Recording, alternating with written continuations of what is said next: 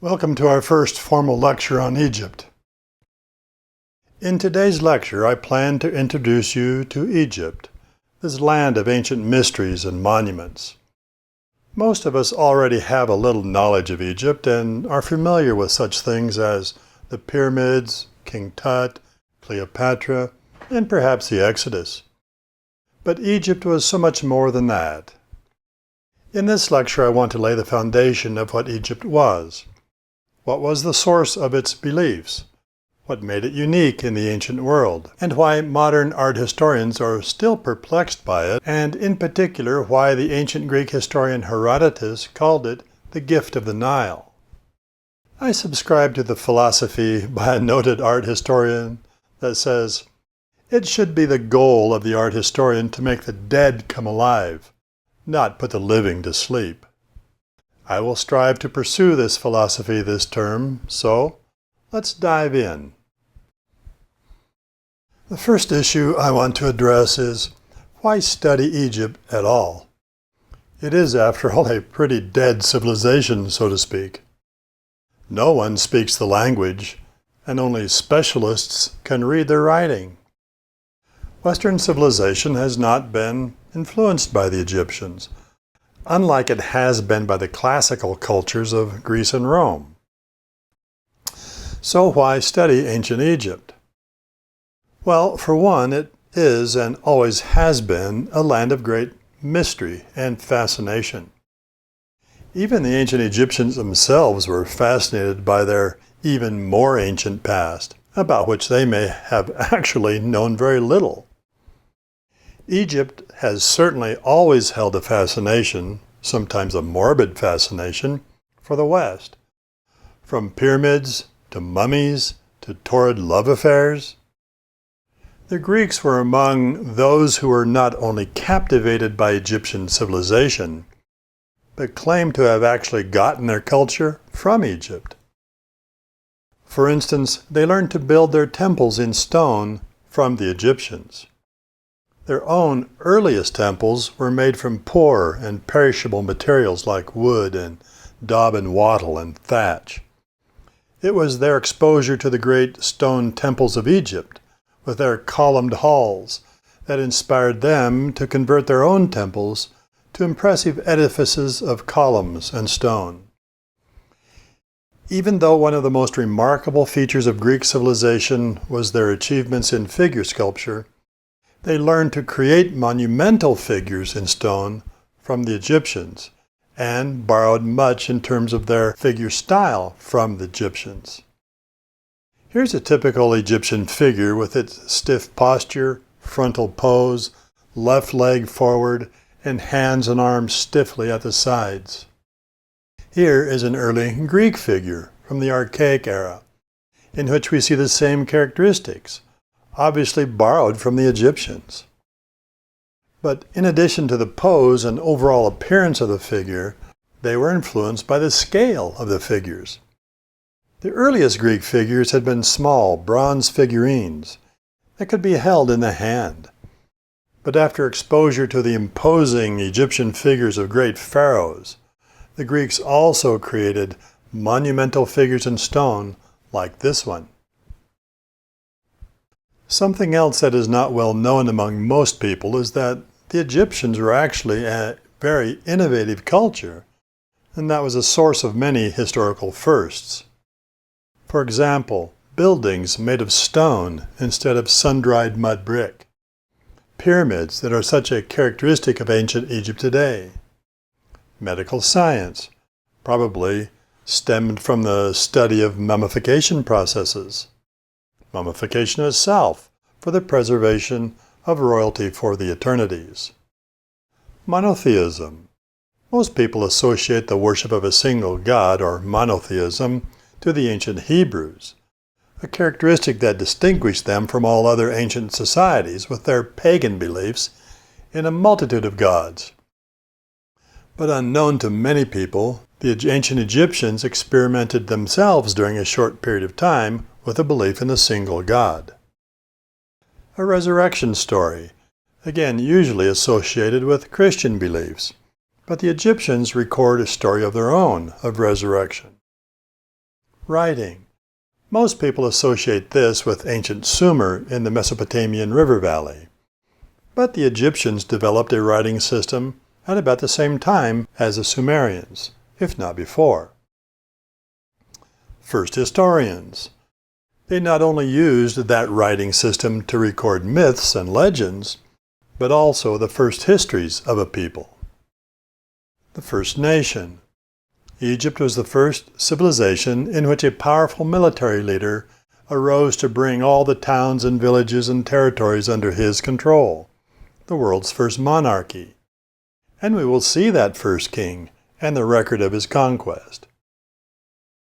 Now, the two approaches that we will use to study Egypt will be events and personalities, as we see here with Ramses the king, and art and architecture, as we see here in Ramses the god, and in the Ramesseum, the mortuary temple of Ramses.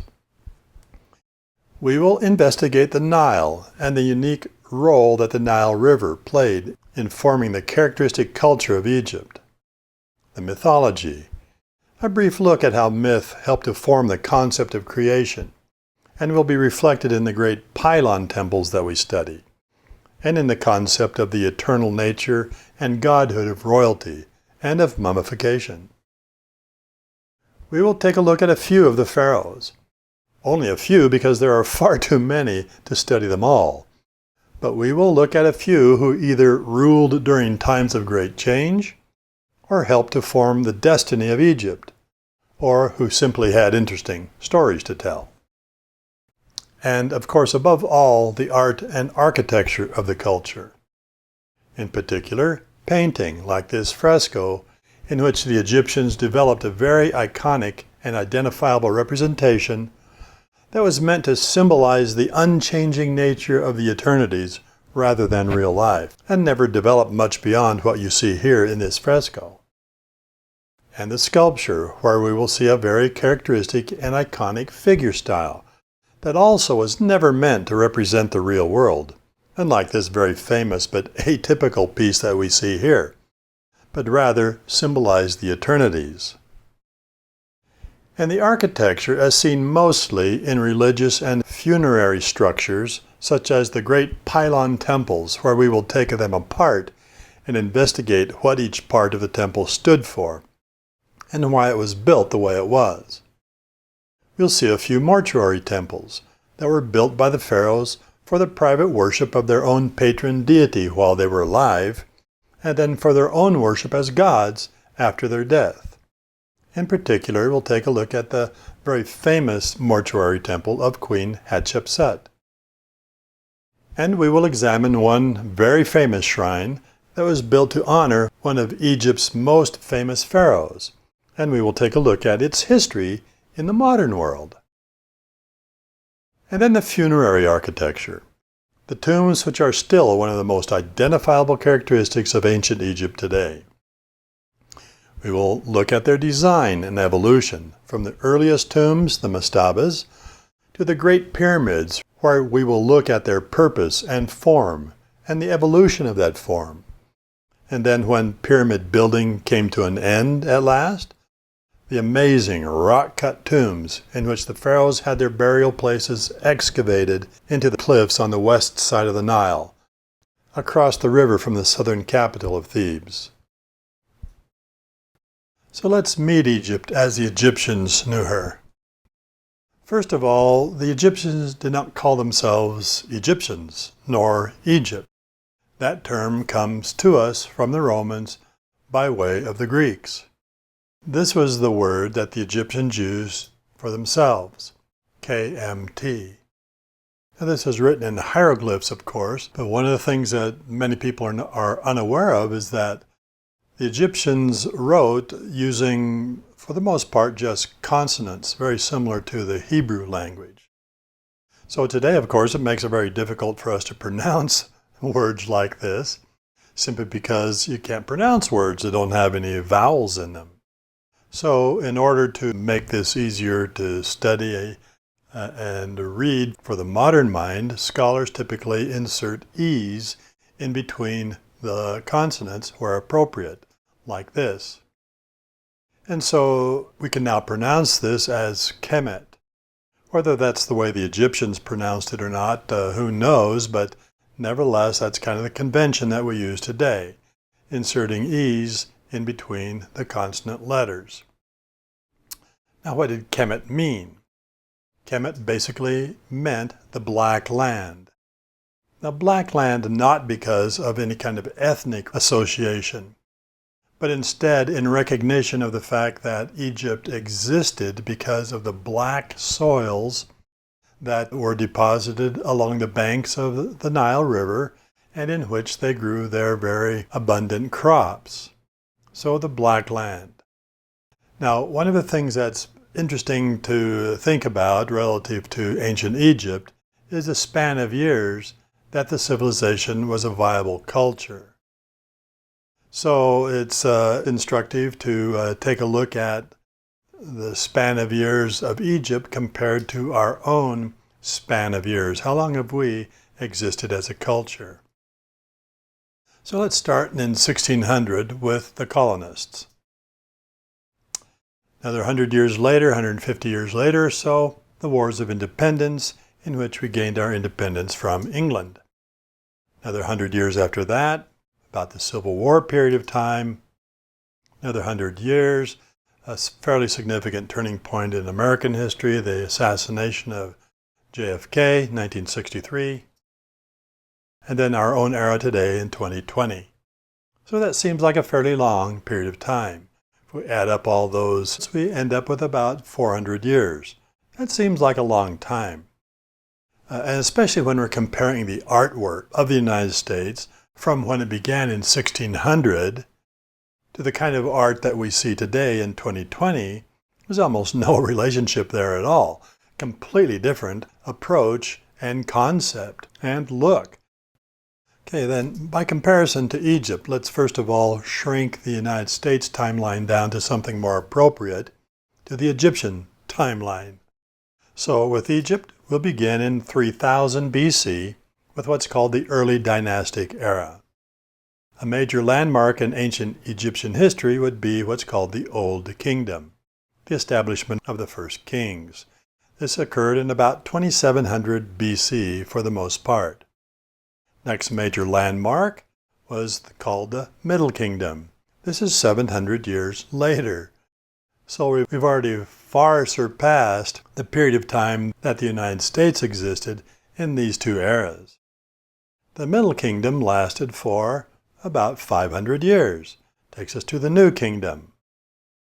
Next major era is the Late Kingdom. 1070, another 500 years. And the Late Kingdom lasted for about 700 years, up until the Ptolemaic era, when Egypt was ruled by a dynasty of Macedonian rulers, the Ptolemies. And then that period lasted until Roman domination in 30 BC, so another 300 years. So as you look at the span of years associated with Egypt, compare it to our own, we're mere babes in the wood, so to speak. Which culture is the more successful one in terms of the span of years that we have been a viable culture? Well, ours was 400 years. You add up the Egyptian and it's 3,000 years. So we've barely begun our history. If we can last 3,000 years, that's going to be a real monument to the success of Western culture. The thing that's really remarkable about that 3,000-year span of time, especially from the point of view of art historians, is that if you looked at the artwork of the Old Kingdom in 2700 BC, and then you looked at the artwork of the Ptolemaic era in 332 BC, you would see virtually no difference. So for essentially over 2,000 years, the style of art really didn't change significantly. On the other hand, you compare the style of art in 1600 AD in the United States to the style of art in 2020, like I said before, virtually no comparison whatsoever. So one of the things that we're going to take a look at here as we study Egypt And one of the things that has perplexed art historians over the years is how was that possible? How did this culture last for so long with so little change? So that's one of the main things that we're going to be focusing on is what was the purpose for this extremely conservative approach to art and architecture? And I would suggest that it's something that we're going to be studying as we go along here, and that is the consistency was something that was of prime importance to the Egyptians because their culture was driven largely by religious concepts. And generally speaking, throughout history, religious societies change very little. They're very conservative in their approach. And that might be justified in thinking about the fact that religion is based in the idea of truth, and truth never changes. So a culture that is focused upon religion won't change either, because what was good enough for people in 2700 BC is still good for people in 332 BC. An equivalent to our period of time would be that if we were to reach 3,000 years back into the past, that would be approximately 1000 BC. In other words, the time of ancient Babylon or King David. If you consider the span of years between our era and the era of ancient Babylon or King David, the amount of change and the range of stylistic changes and so forth that has occurred over that period of time is really astounding. But by comparison with Egypt, for that 3,000 years, the change virtually never occurred. It was very static. So one of the things that we want to investigate is why that is the case. Now, according to Herodotus, the ancient Greek historian Herodotus, who traveled to Egypt and studied the culture and was fascinated by it, according to him, Egypt was a gift of the Nile. And that seems obvious at first glance because here, as you see in this image of Egypt as it looks today, an image from the space shuttle, you can see it's all desert with a little green strip running down through the center of it and ending in the delta at the mouth of the Nile on the Mediterranean. So it'd be obvious that, well, this country couldn't exist if it didn't have the water of the Nile. But I would suggest to you that this idea of Egypt as being the gift of the Nile has much deeper meaning than that, and this is what we're going to investigate next. Now, a little bit of history about Egypt may help us to understand this a little bit better. So prior to 10,000 BC, the Sahara, northern Africa for the most part, including Egypt, was a desert. Then between 10,000 and 7,000 BC, weather patterns changed and the monsoons that are typical of Central Africa moved northward for several thousand years. And the Sahara and Egypt, strangely enough, became lush grasslands. Then about 7,000 BC, the weather patterns changed again. Climate change had a significant effect upon the history of Egypt. So around 7,000 BC, the monsoons moved south again towards Central Africa, and Sahara began changing back into a desert, the Sahara and Egypt. And the Nile became Egypt's lifeline as the country became more and more desiccated. And people that had been living in the territories around began gathering in the valley itself as their lifeline for water and agriculture. By 2500 BC, which is the Old Kingdom era, the Sahara and Egypt was as dry as it is now today. And I understand that Egypt basically today receives about 2 inches of rainfall per year, so a very dry landscape, needless to say. So about 2500 BC, Egypt took on the appearance that it has today. Now, when we talk about the dynasties and we talk about some of the pharaohs and the changes that occur in Egypt, you'll note that 2500 BC is when a major change takes place. because Egypt is getting drier and drier and drier, and that's going to have an effect upon the culture. So here we see an image of Egypt and the edge of the Nile River as it's seen today. You can see that the desert creeps right up to the edges of the farmland.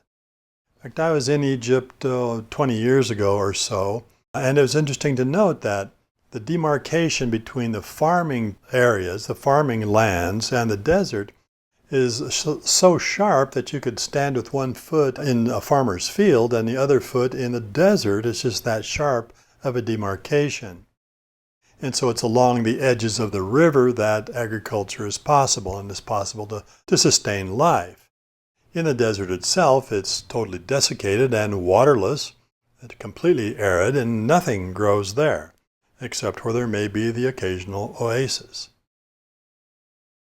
So we see here an obvious explanation as to how Egypt was a gift to the Nile and provided water in a waterless landscape. So the thing to keep in mind, though, interestingly enough, is that according to one Egyptologist, the Egyptians lived in a desert, but they weren't a desert people. They were a river people. They weren't Bedouins. They were agriculturalists who inhabited the borders of the river.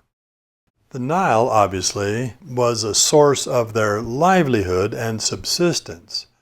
But the river Nile goes well beyond that in terms of the nature of what Egypt was to become. And it became the basis, the very basis for their culture itself. So it was responsible for defining their day-to-day existence. It defined their political system. It defined their spiritual beliefs. So this is what we want to take a look at here next in terms of the nature of ancient Egypt. So, day-to-day existence. So one of the first things I want to address here is transportation. So you've got a country that has been described as being a country that's 12 miles wide and 500 miles long. That, of course, defines the habitable regions of the valley today and in the past, in ancient Egypt as well. So people can't really live out in the desert. You have to live next to the river. And of course, when your country is 400 miles long or 400 or 500 miles long, if you are a king, you've got to be able to maintain control along the length of that river. And also it has to be a highway for transportation of goods, transportation of troops and armies.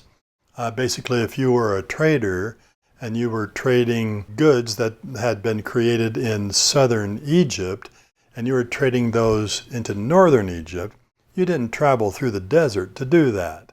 Instead, you boarded a ship like the little model that we see here that has been recovered from an Egyptian tomb.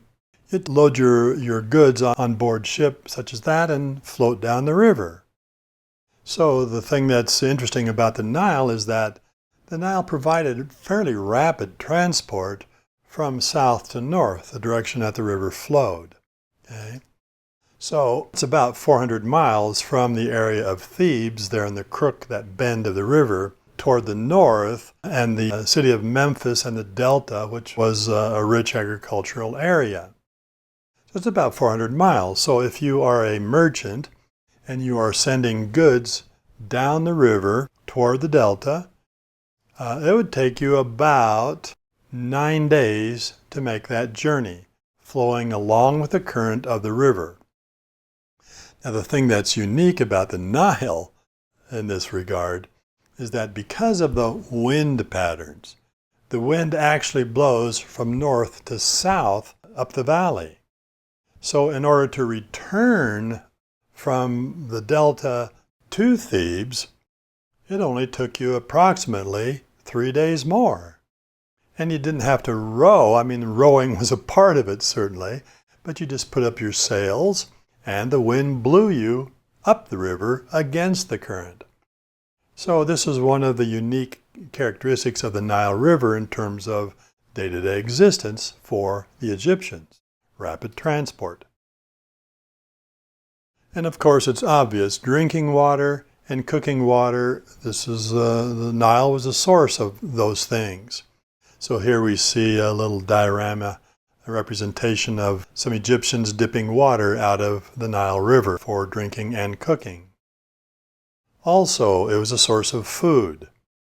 Abundant hunting and fishing along the banks of the Nile River and in the marshes of the delta in particular. And so a rich source for a hippopotamus, alligator, fish, obviously, ducks, birds of various kinds. All kinds of flora and fauna existed along the banks of the Nile River and provided a rich bounty of food that helps to maintain the day-to-day existence of the ancient Egyptians. And of course, farming. Farming was really the hallmark of ancient Egyptian culture, and a thing that set them apart from other ancient cultures for the most part. Here we see a fresco of a very prosperous farm. The thing that allowed for this rich agricultural produce to be such a significant part of ancient Egyptian culture was those rich soils that I referred to earlier relative to the name of the country, Kemet, or Black Land. These dark, rich soils was what provided for the ability of the Egyptian farmer to produce foodstuffs for the population. And this was really the hallmark of Egyptian culture. Because of these rich soils, Egypt, unlike any other culture of the ancient world, was able to produce 3 harvests per year. Now, normally, for other cultures of that time, they'd be doing good to get 1 good harvest per year. Egypt was able to generate 3 harvests per year, more than any other area of the ancient world. So here in this fresco, again, of a very prosperous farm taken from a tomb of a nobleman, we can see his workers all industriously laboring away on his farm to produce wealth and food for their master. So in the top register, you see them harvesting wheat here with a sickle. Middle register, they're harvesting barley at the same time that a farmer and his wife perhaps are out plowing the fields and seeding the ground. And then in the lower register, we see fruits and dates. So these are the main products of Egyptian agriculture: wheat, barley, fruit, and dates. Now let's take a look at the political system. And what did the Nile have to do with the development of the political system? Well, Egypt had a very unique political system for the ancient world, and this was a theocracy. What a theocracy is rule by God himself. Okay? So it's not just being ruled over by a king, but it's being ruled over by a god. So we have god kings that rule over Egypt. Now, that's fairly common knowledge, but where does that system come from? How do Egyptian pharaohs or kings become regarded as gods on earth? Well, again, I would argue that it has to do with the Nile River and the need to control the irrigation from the Nile in order to produce those rich harvests upon which the existence and wealth of Egypt depended. So here we see a little fresco or recreation of a farmer, again, dipping water out of the Nile in order to transfer it to the irrigation ditches. So this idea of the god king or theocracy began with a need to control the irrigation so that everybody had access to the water of the Nile in order to grow their crops. So it began with a need to control irrigation, and of course, the local strongman or the ruler or the king was the individual that would control that irrigation. So here we see a little diorama of some farmers, again, transferring water from the Nile to the irrigation ditches for their fields. Now, this need to control the irrigation evolved into the need to control what's called the yearly inundation. Inundation was one of the most basic and important parts of ancient Egyptian culture. Egyptian society could not have developed the way that it did without the inundation. Inundation is a flooding that takes place every year. So as you see here in this image, you've got the Nile River overflowing its banks and flooding the fields nearby. Now, this was an occurrence that was critical and basic to Egyptian culture and civilization and its success. Every year, the Nile overflowed its banks, and that's what was critical. Now, that flood took place from June through September, usually 3 to 4 months every year, almost like clockwork. The water, we know, rose as much as 30 feet, which is quite deep, needless to say, which accounts for the submerging of all the lands on the borders of the river. Now we know that because of nilometers that were created along the borders of the river in order to keep track of the flooding of the river, how long it flooded and how deep it became. This is all marked on these nilometers. Now the thing that's important about that is that the flooding of the Nile was such a critical event that took place in Egypt that the whole society depended upon its successful completion, the occurrence itself and the successful completion of it. In other words, it needed to start about June and it needed to continue through September, where the river rose to the proper height and then would descend again in mid-fall, leaving behind rich deposits of black soils that were brought down from Central Africa and deposited along the banks of the Nile River. Now, if that inundation did not occur as it should on time and last for as long as it needed to last and rise to the proper level, then the agricultural community was going to suffer the following year. And so it became critical that this event occur yearly in a predictable sort of way.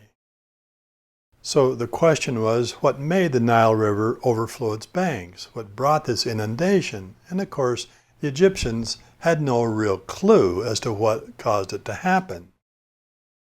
And so for them, that inundation was not a natural phenomenon, it was a divine one. In other words, the gods made it happen. And it happened from time immemorial, year after year after year, like clockwork, which was what allowed for the subsistence of the culture. So we can see here the flooding of the fields, and after the water receded, then the rich soils would be left deposited along the banks, and farmers could go out into the fields after the flood was gone, sow their seeds, and the crops would grow. Now this helped also to make Egypt strong, because with these yearly harvests that could be depended upon, pharaohs or rulers were able to maintain a standing army because they could keep that army fed throughout the year. Therefore, Egypt became a very powerful nation in its time. Other nations, by contrast, had to dismiss their armies during significant portions of the year because they couldn't afford to feed them year-round. So sent them back to the farms to work on their farms. And then when campaigning season came along, they would reconvene at the ruler's command and go out on campaigns. But for Egypt, the pharaoh could maintain a standing army year-round. So, how did this all lead up to spiritual beliefs of the Egyptians? And this is, again, a core principle for understanding Egypt, because above all else, Egypt was a nation driven by religious belief. In fact, I think it was Herodotus, or perhaps it was another Greek philosopher, who described the Egyptians as religious to excess.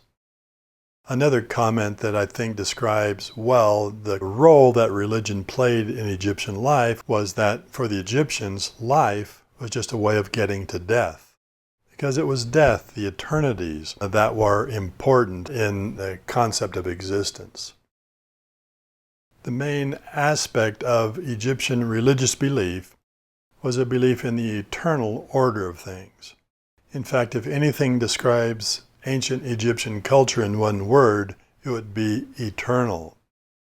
the belief in the endless cycle of natural processes that made life possible, such as, of course, the inundation. Happened every year like clockwork and could be depended upon. Or the rebirth of the cosmos with every day. We're going to see what that meant to the Egyptian when we get to our study of Egyptian temples. And of course, the cycle of birth and death that made life possible.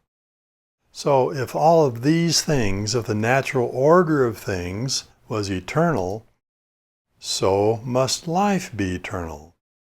And this helps to explain the Egyptian focus upon preparing for the eternities, mummifying the bodies in such a way as to preserve them throughout the eternities, and then creating the religious structures and the funerary structures that were all revolving around the concept of eternal life.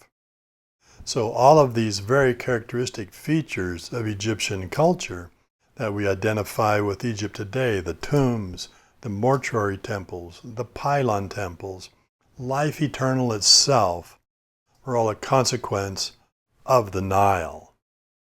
So therefore Egypt, a gift of the Nile in every sense. Now Egypt consisted of two kingdoms, Upper Egypt and Lower Egypt. Now, this can get a little bit confusing for modern day people today, including myself. I keep getting it mixed up all the time. And that is the two kingdoms. We've got Lower Egypt, that is in the north, okay, the delta basically. And that part of Egypt is characterized by marshes, fertile fields, very wet agricultural areas. And we have Upper Egypt. The majority of, in terms of the length of Egypt, of course, a majority of that was considered Upper Egypt. And that's the southern kingdom.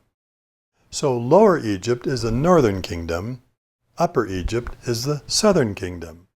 That kind of reverses our way of thinking of things, because we usually think of the north as being upper and the south as being lower. But of course, in this particular case, this is all associated with the flow of the river. So the Nile River flows from south to north. Now the difference between Lower Egypt and Upper Egypt is that while these papyrus marshes and fertile fields dominated the delta, Upper Egypt consisted of stark, inhospitable deserts and barren cliffs, like you see here in this image. The consequence is that Upper Egypt bred the hardier type of Egyptian as opposed to the soft living life of the Lower Egyptian citizen. And one of the things that we'll notice as we study the history of conquest and of unification of the country into a single kingdom is that unification almost always originates in the south, and then those armies march into the north in order to dominate their softer living northern cousins. These two kingdoms are interestingly represented in sculpture and iconography by these two stelae that you see here. This first one out in front is a stylized representation of papyrus fronds, so the papyrus plants here. So that would be Lower Egypt. The one in the back is lotus blossom or lily blossoms of the lily plant that grew along the banks of the river. So these became the symbols of the two kingdoms because of the prominent type of plant that was found along the Nile River in those two regions. So the lotus, the lily pads, were typical of what grew along the Nile River in the southern reaches of the country, whereas the papyrus fronds are typical of the papyrus marshes of the delta. Now it's interesting to note that these symbols, the papyrus and the lotus, are also reflected in their temple architecture, which indicates the significance of these two plants defining the different regions of the country as celebrated in the temples themselves. So here we see the capitals on these temple columns in the shape of a papyrus frond spreading out for the capital. Here we see lotus buds, and you can see the stems of the lotus plants here bound up with string, representing another type of temple column. So this bud type column, another simplified version of that. And then over here you see a more elaborate representation of the fronds and water lilies. And then here in a recreation of the interior of a temple, the way that they would have been painted. And here you see some indication of the painting on these. So today, of course, much of the stonework of these temples is all bare and colorless, but originally would have been brightly painted, as we'll see in a couple of recreations.